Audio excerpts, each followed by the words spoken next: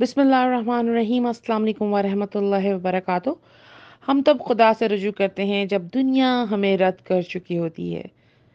तमाम दरवाजे धुतकारे जाने के बाद हम उस दरवाजे पर दस्तक देते हैं, और कितनी अजीब बात है ना, वो तब भी हमारी उस दस्तक को सुन लेता है। वो रहीम है, वो खालिक है, मालिक है।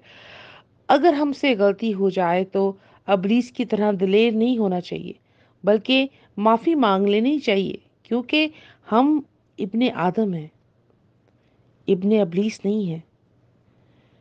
कितनी प्यारी बात है ना।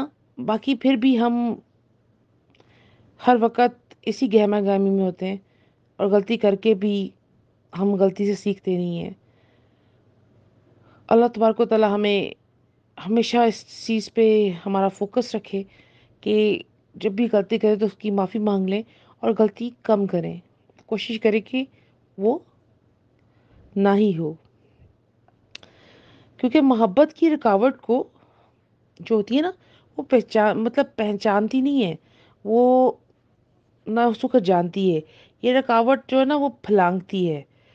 बाढ़ को जैसे हम फलांगते हैं ना, अपनी मंजिल तक पहुंचने के लिए दीवारों के अंदर घुस जाते हैं, या फिर किसी भी मोहब्बत की उम्मीद को पूरा लाते हैं। इसी तरह अल्लाह तबारक व तआला से जो मोहब्बत है ना, अगर वो जुनून बन जाएगी ना, तो हर मुश्किल आसान हो जाएगी।